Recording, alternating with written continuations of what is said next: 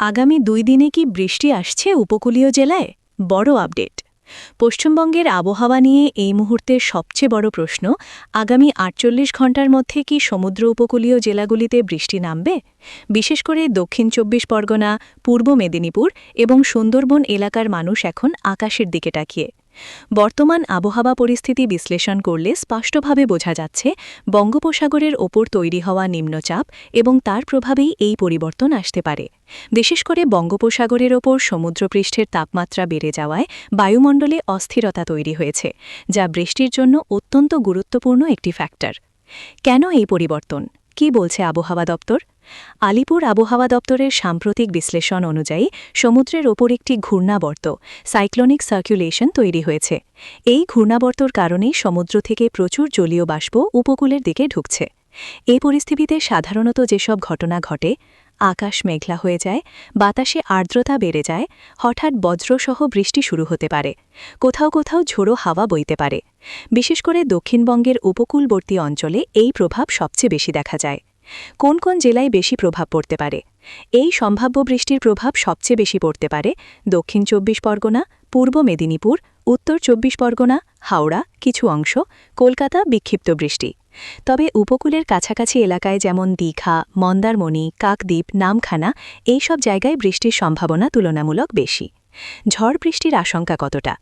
বর্তমান পরিস্থিতি অনুযায়ী খুব বড় সাইক্লোনের সম্ভাবনা না থাকলেও স্থানীয়ভাবে শক্তিশালী ঝড় থান্ডারস্টর্ম তৈরি হতে পারে। এই ধরনের আবহাওয়ায় দেখা যেতে পারে 30-50 কিমি/আওয়ার বেগে ঝোড়ো হাওয়া, বজ্রপাতের সম্ভাবনা, স্বল্প সময়ে ভারী বৃষ্টি। বিশেষ করে বিকেল বা সন্ধ্যার দিকে এই ধরনের ঝড় বেশি হয়, কারণ তখন বায়ুমণ্ডলের তাপমাত্রা ও আর্দ্রতার মধ্যে সংঘর্ষ হয়। তাপমাত্রার ওপর কী প্রভাব পড়বে? এই সম্ভাব্য বৃষ্টির কারণে তাপমাত্রায় কিছুটা স্বস্তি মিলতে পারে। গত কয়েকদিন ধরে দক্ষিণবঙ্গে গরম বাড়ছিল, কিন্তু বৃষ্টি হলে দিনের তাপমাত্রা 2-4 ডিগ্রি কমতে পারে।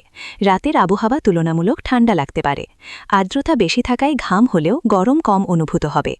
সমুদ্রের অবস্থা কেমন থাকবে? যেহেতু এই পুরো ঘটনাটির মূল কেন্দ্র বঙ্গোপসাগর, তাই সমুদ্রও অশান্ত থাকতে পারে।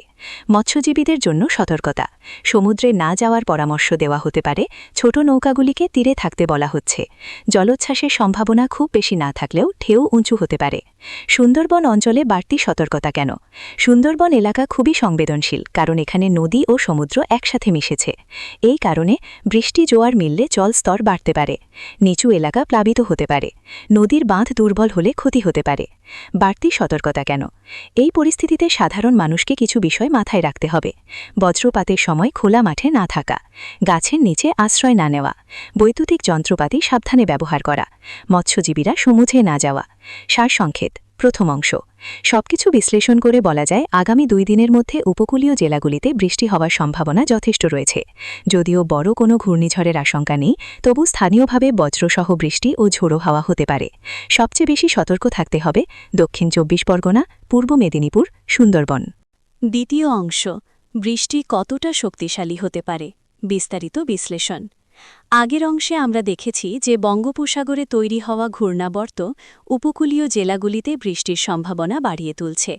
এবার প্রশ্ন হচ্ছে, এই বৃষ্টি কতটা শক্তিশালী হতে পারে? আবহাওয়া বিশ্লেষণ অনুযায়ী এই বৃষ্টি 3 ধরনের হতে পারে। 1. হালকা থেকে মাঝারি বৃষ্টি। উপকূলের কিছু অংশে প্রথমে হালকা বৃষ্টি শুরু হবে, বিশেষ করে সকালে বা দুপুরে আকাশ মেঘলা থাকলে ছিটেফোঁটা বৃষ্টি হতে পারে। 2. বজ্রসহ বৃষ্টি, থান্ডারস্টর্ম অ্যাক্টিভিটি। দুপুরের পর থেকে বিকেলের দিকে কালো মেঘ জমবে, হঠাৎ ঝড়ো হাওয়া শুরু হবে, বজ্রপাতের সাথে বৃষ্টি নামবে। এই ধরনের আবহাওয়া সবচেয়ে বেশি দেখা যায় দক্ষিণ 24 পরগনা ও পূর্ব মেদিনীপুর অঞ্চলে। 3. লোকালাইজড ভারী বৃষ্টি। কিছু নির্দিষ্ট এলাকায় খুব অল্প সময়ে ভারী বৃষ্টি হতে পারে, যাকে বলে লোকালাইজড হেভি রেইনফল। ঝড়ো হাওয়ার গতিবেগ কত হতে পারে? এই আবহাওয়ায় বাতাসের গতিবেগ খুব গুরুত্বপূর্ণ। সম্ভাব্য হিসাব: সাধারণ অবস্থায় 20 থেকে 30 কিলোমিটার/ঘণ্টা। ঝড়ের সময় 40 থেকে 50 কিলোমিটার/ঘণ্টা। কিছু ক্ষেত্রে 60 কিলোমিটার/ঘণ্টা পর্যন্ত দমকা হাওয়া। বিশেষ করে সমুদ্রের ধারে যেমন দীঘা, নামখানা, কাকদ্বীপ এলাকায় বাতাসের প্রভাব বেশি হবে। বজ্রপাত কেন বাড়ছে? বর্তমানে দক্ষিণবঙ্গে বজ্রপাতের ঘটনা বাড়ছে। এর পিছনে কয়েকটি বড় কারণ আছে। অতিরিক্ত গরম, বাতাসে বেশি আর্দ্রতা, উপরের স্তরে ঠান্ডা বাতাস, এই তিনটি মিলেই তৈরি করছে ইনস্টেবিলিটি। এর ফলে মেঘ দ্রুত উপরে উঠে যায়, বিদ্যুৎ চার্জ তৈরি হয়, বজ্রপাত হয়। সুন্দরবন অঞ্চলে এই ঝুঁকি বেশি, কারণ এখানে জলাভূমি ও খোলা এলাকা বেশি। জলোচ্ছ্বাস বা নদীর জল বাড়ার সম্ভাবনা আছে। এই মুহূর্তে বড় ধরনের জলোচ্ছ্বাসের সম্ভাবনা খুব বেশি নেই, কিন্তু কিছু বিষয় খেয়াল রাখতে হবে। পূর্ণিমা বা অমাবস্যার সময় জোয়ার বেশি হয়। যদি বৃষ্টি প্লাস জোয়ার একসাথে হয়, তাহলে নিচু এলাকা প্লাবিত হতে পারে। বিশেষ করে গোসাবা, বাসন্তী, কাকদ্বীপ এইসব এলাকায় জল জমার সম্ভাবনা থাকবে। কৃষির উপর কী প্রভাব পড়বে? এই বৃষ্টি কৃষকদের জন্য ভালোও হতে পারে, আবার ক্ষতিকরও হতে পারে। ভালো দিক: জমিতে আর্দ্রতা বাড়বে, গরম কমবে, বোরো ধানের জন্য উপকারী। খারাপ দিক: অতিরিক্ত বৃষ্টি হলে জল জমে যেতে পারে, সবজি ফসল নষ্ট হতে পারে, ঝড়ো হাওয়ায় গাছ ভেঙে যেতে পারে। আগামী 5 দিনের ট্রেন্ড, বিস্তারিত পূর্বাভাস। ডে 1-2 বৃষ্টি শুরু, বজ্রসহ ঝড়, উপকূলে বেশি প্রভাব। ডে 3 বৃষ্টি কিছুটা কমবে, আকাশ আংশিক পরিষ্কার। ডে 4-5 আবার গরম বাড়তে পারে, বিচ্ছিন্নভাবে বৃষ্টি হতে পারে। ভিডিও স্ক্রিপ্ট স্টাইল তোমার ইউটিউবের জন্য। শুরুটা এমন হতে পারে: এই মুহূর্তে বড় খবর, বঙ্গোপসাগরে তৈরি হওয়া সিস্টেমের জেরে আগামী 48 ঘণ্টায় দক্ষিণবঙ্গের উপকূলীয় জেলাগুলিতে নামতে চলেছে বজ্রসহ বৃষ্টি। আপনার এলাকা কি তালিকায় আছে? জানতে হলে পুরো ভিডিওটা দেখুন। মিডল অংশ, বিশেষ করে দক্ষিণ 24 পরগনা, পূর্ব মেদিনীপুর এবং সুন্দরবন এলাকায় সবচেয়ে বেশি প্রভাব পড়বে।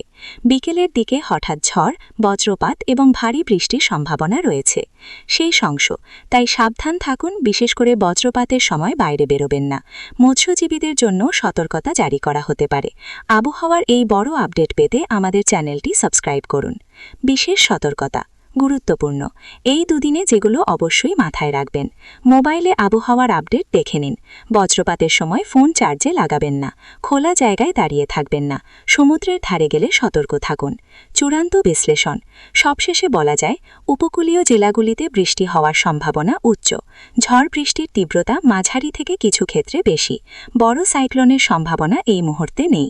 বজ্রপাত ও ঝড়ো হাওয়ায় প্রধান ঝুঁকি।